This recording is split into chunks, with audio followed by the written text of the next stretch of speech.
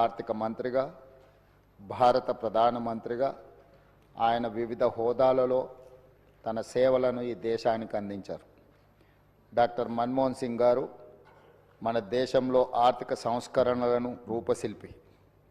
1991 మరియు 96 మధ్య కేంద్ర ఆర్థిక మంత్రిగా ఉన్నప్పుడు భారత ఆర్థిక వ్యవస్థను సరళీకరించి ఆర్థిక స్థితిగతుల దిశను మార్చే నిర్మాణాత్మక సంస్కరణలను అమలు చేయడంలో కీలక పాత్ర పోషించారు. ప్రపంచీకరణ, సరళీకరణ, ప్రైవేటీకరణ విధానాలతో అంతర్జాతీయ స్థాయిలో భారత ఆర్థిక వ్యవస్థను సుస్థిరంగా నిలబడేలా చేయగలిగారు. 2004 మరియు 2014 మధ్య భారత ప్రధానమంత్రిగా ఉన్న మన్మోహన్ సింగ్ గారు తన పదవీ కాలంలో ఎన్నో చారిత్రాత్మకమైన సామాజిక కార్యక్రమాలకు శ్రీకారం చుట్టారు. కూలీలకు ఉపాధి కల్పించే మహాత్మా గాంధీ జాతీయ గ్రామీణ ఉపాధి హామీ చట్టం, పరిపాలనలో పారదర్శకతను చాటి చెప్పే సమాచార హక్కు చట్టం, ప్రజారోగ్యానికి ప్రాధాన్యం ఇచ్చిన జాతీయ గ్రామీణ ఆరోగ్య మిషన్ ప్రారంభించారు. అందరికీ ఆధార్ కార్డు లాంటి సామాజిక విప్లవాత్మక కార్యక్రమాలను ఆయన హయాంలోనే మొదలయ్యాయి. 4 కోట్ల తెలంగాణ రాష్ట్ర ప్రజలు డాక్టర్ మన్మోహన్ సింగ్ గారికి ఎంతో రుణపడి ఉన్నారు. ఆయన ప్రధానమంత్రిగా ఉన్నప్పుడే తెలంగాణ రాష్ట్ర ఏర్పాటుకు మార్గం సుగమమైంది. 2014లో ఆంధ్రప్రదేశ్ రాష్ట్ర పునర్వ్యవస్థీకరణ చట్టాన్ని పార్లమెంట్ ఆమోదించింది. ఎన్నో ఏండ్ల పోరాటం ఫలించి తెలంగాణ రాష్ట్రం ఏర్పడింది. మన్మోహన్ సింగ్ గారు మన దేశానికి, ముఖ్యంగా తెలంగాణకు చేసిన సేవలకు ఈ సభ అపారమైన కృతజ్ఞతలను తెలియజేస్తుంది. ఆర్థిక రంగంలో దేశానికి ఆయన మార్గదర్శి, భవిష్యత్ తరాలకు ఆదర్శప్రాయమైన నాయకుడు డాక్టర్ మన్మోహన్ సింగ్ గారు. ఆధునిక భారతదేశాన్ని ప్రపంచ స్థాయిలో మేటి దేశంగా నిలబెట్టేందుకు ఆయన చూపిన దార్శనికత, ఆయన చేసిన కృషిని అందరూ గుర్తుంచుకోవాలి, భావితరాలు స్మరించుకోవాలి. భారత మాజీ ప్రధాని డాక్టర్ మన్మోహన్ సింగ్ గారికి అత్యున్నత పురస్కారం భారత రత్నను ప్రదానం చేయాలని కేంద్ర ప్రభుత్వాన్ని కోరుతూ ఈ సభ తీర్మానం చేస్తుంది. అధ్యక్ష, డాక్టర్ మన్మోహన్ సింగ్ గారి గురించి ఈ దేశంలో ప్రతి యువకుడికి, ప్రతి రైతుకు, ప్రతి పేదవాడికి మనం ప్రత్యేకంగా చెప్పవలసిన అవసరం లేదు. ఎందుకు అంటే ఈ దేశంలో ఎల్పిజి లిబరలైజేషన్, ప్రైవేటైజేషన్, గ్లోబలైజేషన్ సరళీకృత ఆర్థిక విధానాలను తీసుకొచ్చి ప్రపంచంతోనే పోటీ పడే విధంగా మన భారతదేశాన్ని తీర్చిదిద్దడంలో మన తెలంగాణ బిడ్డ పివి నరసింహారావు గారు ప్రధానమంత్రిగా ఉన్నప్పుడు ఆర్థిక మంత్రిగా వారు వేసిన పునాదులు ఈరోజు భారతదేశం ప్రపంచ దేశాలతో పోటీ పడడానికి పూర్తి స్థాయిలో మనం పోటీ పడుతున్నాము అని అంటే ఆనాడు డాక్టర్ మన్మోహన్ సింగ్ గారు తీసుకున్న నిర్ణయాలు. అదేవిధంగా అధ్యక్ష, ఈరోజు ప్రపంచమే గర్వించదగ్గ ఆర్థికవేత్త, ఈ ఆర్థికవేత్త ఈ దేశం కోల్పోవడం అనేది మనకు తీరని లోటు. ఈ లోటు వారి కుటుంబానికే కాదు, యావత్ దేశానికి, ప్రపంచానికే ఒక గొప్ప తత్వవేత్త, ఆర్థికవేత్త, గొప్ప నాయకుడిని కోల్పోవడం జరిగింది. అధ్యక్ష, నీతి, నిజాయితీకి, నిబద్ధత అని ఒకవేళ ఎవరినైనా ఉదాహరించాల్సి వస్తే, రోల్ మోడల్గా ఎవరినైనా మనం తీసుకోవాల్సి వస్తే ఈ తరంలో డాక్టర్ మన్మోహన్ సింగ్ గారితో పోటీ పడే వాళ్ళే లేరు అని చెప్పి ఈ సభ ద్వారా నేను తెలియజేయదలుచుకున్నాను. చాలామంది వారు మౌనంగా ఉంటారనో, మౌనముని అని, యాక్సిడెంటల్ ప్రైమ్ మినిస్టర్ అని రకరకాలుగా మీడియాలో కానీ విమర్శకులు విమర్శించిన వారు ఎప్పుడు కూడా వారి సహనాన్ని కోల్పోకుండా పనినే ధ్యాసగా, పని చేయడమే తన జీవిత లక్ష్యంగా ఈ దేశ ప్రజలను ఆర్థికంగా, సామాజికంగా బలోపేతం చేయడము, వాళ్ళ కోసమే తన జీవితాన్ని అంకితం చేసిన గొప్ప మహనీయుడు డాక్టర్ మన్మోహన్ సింగ్ గారు. విమర్శలను సైతం వారు విమర్శించలేని పరిస్థితులు కల్పించి వారు ఒక గొప్ప నాయకుడిగా వారు రాణించారు. ఈ తరం ఎవరినైనా ఆర్థిక విషయాలలో కానీ రాజకీయపరమైన అంశాలలో కానీ ఎవరినైనా ఆదర్శంగా తీసుకోవాలి అని అంటే మొదటి స్థానంలో ముందు వరుసలో ఉండేది డాక్టర్ మన్మోహన్ సింగ్ గారు అధ్యక్ష. అదేవిధంగా వారి నిరాడంబరత, అంటే ఒక దేశ ప్రధానమంత్రిగా 10 సంవత్సరాలు పనిచేసిన వ్యక్తి ఎంత నిరాడంబరంగా, ఎందుకంటే పార్లమెంట్లో వారితో పాటు వారు రాజ్యసభలో ఉన్నప్పుడు లోక్సభలో మేము ఉన్నాం. ఒక ధర్నా కార్యక్రమంలో నేను, పెద్దలు ఉత్తమ్ కుమార్ రెడ్డి గారు, కోమటిరెడ్డి వెంకటరెడ్డి గారు వారితో పాటు ధర్నా కార్యక్రమంలో కూర్చున్నాడు. వారు వచ్చి మా మధ్యలో మాతో పాటు కూర్చొని ఈ ప్రజాస్వామ్యాన్ని పరిరక్షించాలి, ప్రభుత్వాలు ఆధిపత్యం చెలాయించడమో పెత్తనం చెలాయించడానికి చట్టాలను వినియోగించుకోవడాన్ని వ్యతిరేకిస్తూ మాలాంటి మొదటిసారి పార్లమెంట్ సభ్యులైన మాతో పాటు కూడా అక్కడికి వచ్చి నిరసన కార్యక్రమంలో కూర్చొని వారు ప్రజాస్వామ్యం పట్ల ఎంత విశ్వాసంతో ప్రజాస్వామ్యాన్ని పరిరక్షించాలన్న లక్ష్యంతో ఏ విధంగా పనిచేసినరో వారితో పాటు ఆ రోజు ధర్నాలో పాల్గొనడం అనేది నాకైనా, పెద్దలు ఉత్తమ్ కుమార్ రెడ్డి గారికైనా, కోమటిరెడ్డి వెంకటరెడ్డి గారికైనా జీవితకాలం గుర్తుండిపోయే సంఘటన అధ్యక్ష. ఎవరైనా ప్రధానమంత్రి, ఆర్థిక మంత్రిగా, రిజర్వ్ బ్యాంకు గవర్నర్గా, అదేవిధంగా ఫైనాన్స్ కమిషన్ సభ్యులుగా ఇలా రకరకాల హోదాలు చేసి దేశ ప్రధానమంత్రి స్థాయికి ఎదిగిన వ్యక్తి పార్లమెంట్ ప్రజాస్వామ్యాన్ని కాపాడాలన్న ఆలోచనతోని నిరసన కార్యక్రమంలో పాల్గొని అందరి సహచర పార్లమెంట్ సభ్యులతో నిరసనలో పాల్గొనడం అనేది వారి నిరాడంబరత, వారికి ప్రజాస్వామ్యం పట్ల ఉన్న విశ్వాసం, నమ్మకానికి మనము ఆ అంశాన్ని ఉదాహరించుకోవచ్చు అధ్యక్ష. అదేవిధంగా అధ్యక్ష, డాక్టర్ మన్మోహన్ సింగ్ గారి గురించి ఈ దేశం, ముఖ్యంగా ఈ దేశంలో ఉన్న రైతాంగం ఈరోజు ఉపాధి హామీ పథకం, భూమి లేని కూలీలకు ఒక పని కల్పించాలి 100 రోజులు. ఆ 100 రోజుల పని ద్వారా పేదలకు ఆహార భద్రత కల్పించవచ్చు అన్న గొప్ప లక్ష్యంతో ఉమ్మడి రాష్ట్రంలో అనంతపూర్లో, అదేవిధంగా తెలంగాణ రాష్ట్రంలో మహబూబ్ నగర్లో ఈ కార్యక్రమాన్ని దేశానికే అంకితం చేయడం జరిగింది. ఇదే విధంగా సమాచార హక్కు చట్టం కావచ్చు, రైట్ టు ఎడ్యుకేషన్ కావచ్చు, ఫుడ్ సెక్యూరిటీ కావచ్చు, ఇట్లా ప్రతి అంశంలో పారదర్శకమైన పరిపాలనను అందించాలి అనంటే పరిపాలనలో తీసుకురావాల్సిన మార్పులను అన్నింటినీ వారు ఏ మాత్రం కూడా వెనకడుగు వేయకుండా ప్రజలకు ఉపయోగపడుతుంది అని అనుకుంటే వారు ఏ మాత్రం కూడా వెనక ముందు ఆలోచన చేయకుండా 10 సంవత్సరాలు ఒక అద్భుతమైన పరిపాలన అందించడమే కాకుండా చట్టంలో సమూలమైన మార్పులను తీసుకురావడం జరిగింది అధ్యక్ష. అదేవిధంగా 2013 భూసేకరణ చట్టం, గతంలో ప్రభుత్వాలు భూమి సేకరించాలన్నప్పుడు, భూమి తీసుకోవాలనుకున్నప్పుడు భూ యజమానులతో సంబంధం లేకుండానే తీసుకునే పరిస్థితులు, నష్టపరిహారం కూడా పూర్తి స్థాయిలో ఇవ్వక అన్యాయం జరుగుతున్న సమయంలో 1894 దాదాపుగా 113 సంవత్సరాలు భూసేకరణ చట్టం ఒకే విధంగా కొనసాగింది. బ్రిటిషర్స్ ఏర్పాటు చేసిన భూసేకరణ చట్టం స్వతంత్రం వచ్చినాక కూడా దాదాపుగా 6.5 దశాబ్దాలు అదే చట్టాన్ని కొనసాగించిన. అలాంటి చట్టాన్ని సవరించడం ద్వారా భూమి కోల్పోయే యజమానులకే కాదు, భూమి లేని గ్రామాలను నమ్ముకొని కుల వృత్తులు, చేతి వృత్తుల ద్వారా గ్రామాల మీదనే ఆధారపడ్డ నిరుపేదలకు కూడా మీరు R&R ప్యాకేజ్ అమలు చేసినప్పుడు వాళ్ళను కూడా మీరు దృష్టిలో పెట్టుకోవాలి, ప్రభుత్వం నష్టపరిహారం ఇవ్వాలని ఒక గొప్ప మానవవాదం వారు చూపించింది అధ్యక్ష.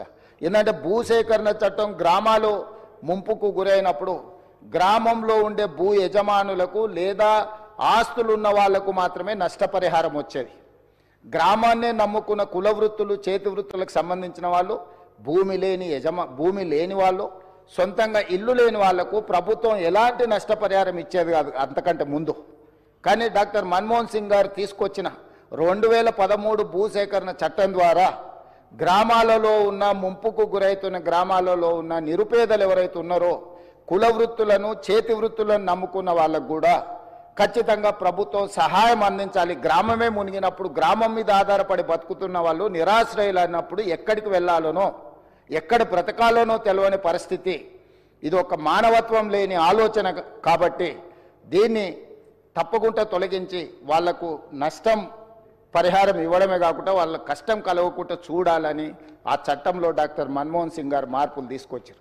అదేవిధంగా 2006 అటవీ హక్కుల చట్టాన్ని తీసుకురావడం ద్వారా ఈ పోడు భూముల పట్టాలు ఈరోజు మనం ఇవ్వగలుగుతున్నాము అని అంటే అటవీ ప్రాంతంలో ఉన్న ఆదివాసీలను గిరిజనులను ఆదుకోవడానికి అటవీ హక్కుల చట్టాన్ని కూడా సవరించడం ద్వారా వాళ్ళ పట్ల కూడా మానవతావాదంతో డాక్టర్ మన్మోహన్ సింగ్ గారు వ్యవహరించారు అధ్యక్ష. ఈ రకంగా చెప్పుకుంటూ వెళ్తే మనకు డాక్టర్ బాబాసాహెబ్ అంబేద్కర్ గారు రాజ్యాంగాన్ని ఇవ్వడం ద్వారా ఎంత గొప్ప పరిపాలన అందించడానికి వారు పునాదులు వేసినరో ఆ స్ఫూర్తిని కొనసాగించే విధంగా ఆ స్ఫూర్తితో పరిపాలనను అమలు చేసే విధంగా డాక్టర్ మన్మోహన్ సింగ్ గారు చట్టంలో మార్పులు తీసుకొచ్చి ఆ మార్పుల ద్వారా ప్రజలకు మేలు జరిగే విధంగా వారు నిర్ణయాలు తీసుకున్నారు అధ్యక్ష. అలాంటి నాయకుడిని ఒక గొప్ప తత్వవేత్త, ఆర్థికవేత్త, మానవతావాదిని కోల్పోవడం అనేది మన దురదృష్టము, నిజంగా తీరని అన్యాయం ఈ దేశానికి జరిగిందని నేను ఈరోజు భావిస్తున్నాను అధ్యక్ష. ఈరోజు వాళ్ళ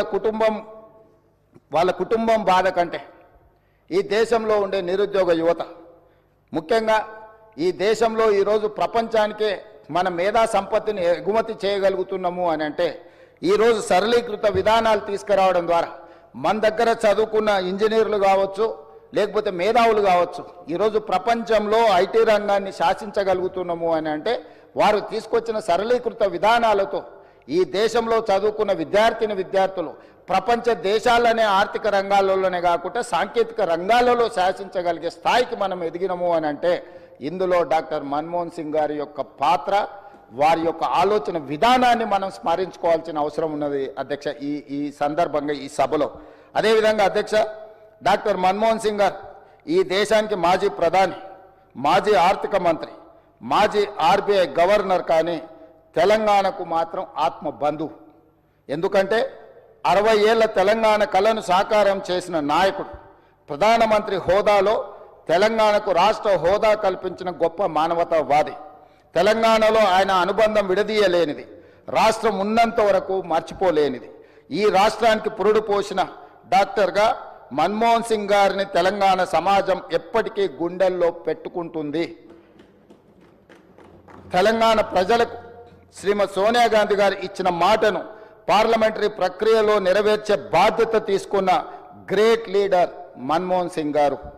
తెలంగాణ బిల్లును 2 సభల్లో పాసు చేయించిన సారథిగా ఈ రాష్ట్రం గుండెల్లో ఎప్పటికీ ఆయన స్థానం పదిలంగా ఉంటుంది. అటువంటి మహనీయుడికి 4 కోట్ల తెలంగాణ ప్రజల తరఫున ఈ శాసనసభ ద్వారా రాజకీయాలు, పార్టీలకు అతీతంగా కృతజ్ఞతలు తెలపడమే కాక ఘన నివాళి అర్పించాల్సిన అవసరం ఉంది. ఉద్యమాన్ని, ప్రజల మనోభావాలను అర్థం చేసుకొని తెలంగాణ రాష్ట్ర ఏర్పాటుకు మన్మోహన్ సింగ్ సంపూర్ణ మద్దతు ప్రకటించారు. తెలంగాణ ప్రజలు శ్రీమతి సోనియా గాంధీ గారికి ఎంత రుణపడి ఉంటారో మన్మోహన్ సింగ్ గారికి కూడా అంతే రుణపడి ఉంటారు అధ్యక్ష. వారి మరణ వార్త విని బెల్గాం నుంచి ఉటావుటిన మేము ఢిల్లీకి బయలుదేరి వారి కుటుంబాన్ని కలిసిన, వారి సతీమణిని కలిసి నేను పరిచయం చేసుకున్నా. ఎందుకంటే వారికి నివాళులు అర్పించి వారి సతీమణి గారికి ప్రగాఢ సానుభూతి తెలపాలన్న ఆలోచనతో వారి సతీమణిని కలిసి నేను రేవంత్ రెడ్డిని తెలంగాణ రాష్ట్ర ముఖ్యమంత్రిని నమస్కారం పెడితే కూర్చో అని చెప్పి, తెలంగాణ రాష్ట్రం వారు చాలా ప్రత్యేకమైన పరిస్థితుల్లో ఆ రాష్ట్రాన్ని మీకు ఇవ్వడం జరిగింది. మన్మోహన్ సింగ్ గారికి తెలంగాణ రాష్ట్రం అంటే ప్రత్యేకమైన అభిమానం ఉంది.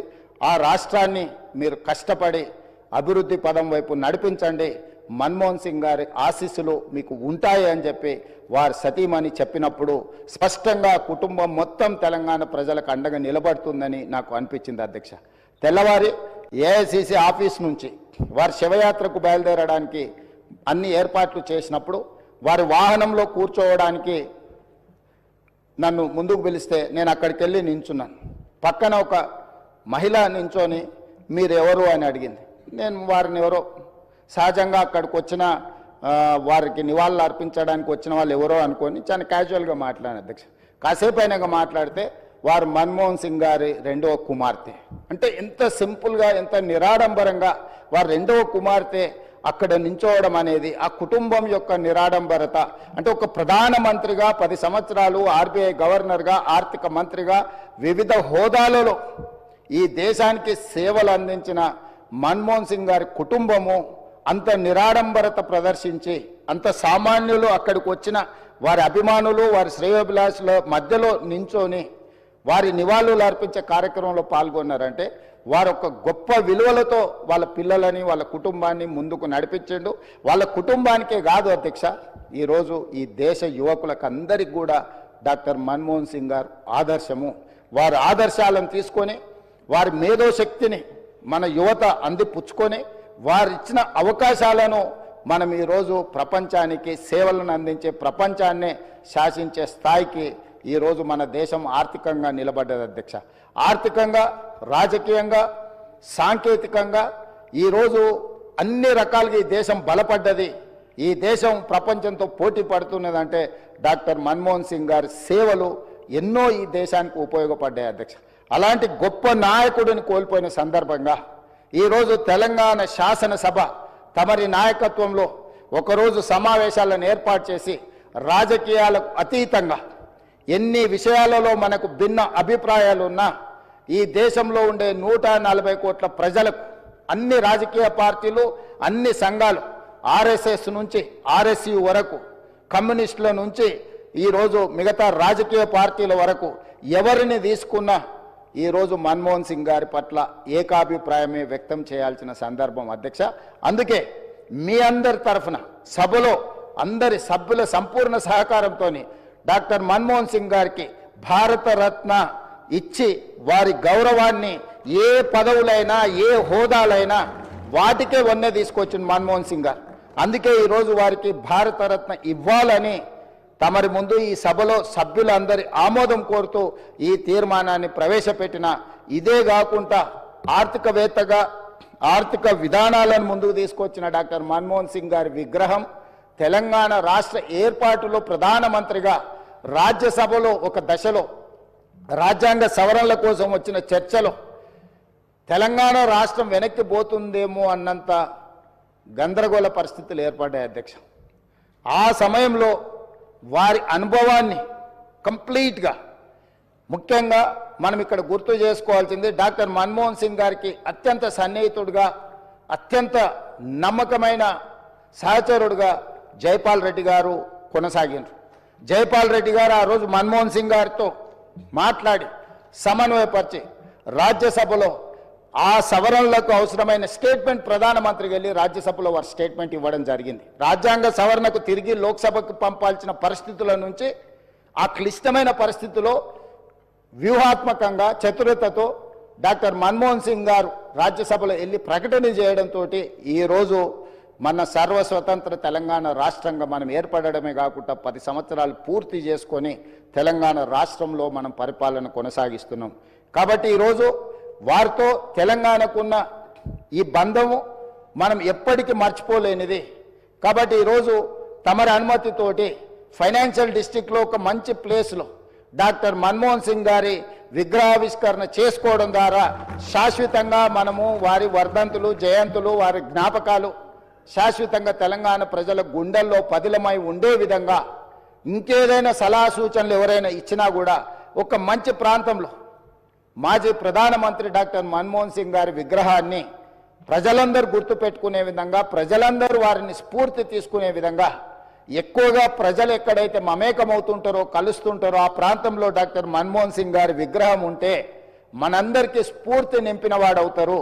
కాబట్టి ఈ సభలో ఒక నిర్ణయం తీసుకొని ఏ ప్రాంతంలో ఎక్కడ పెడితే బాగుంటుందో మనం తర్వాత అయినా చర్చించుకుందాం. కాకపోతే తెలంగాణ గడ్డ మీద డాక్టర్ మన్మోహన్ సింగ్ గారి విగ్రహం పెట్టుకోవడం అనేది సముచితమైన నిర్ణయం అని నేను భావిస్తున్నా. దానికి కూడా ఈ సభ ద్వారా ఆమోదం తెలపాల్సిందిగా సభ్యులందరినీ కోరుకుంటూ మీ దగ్గర సెలవు తీసుకుంటున్నాను అధ్యక్ష.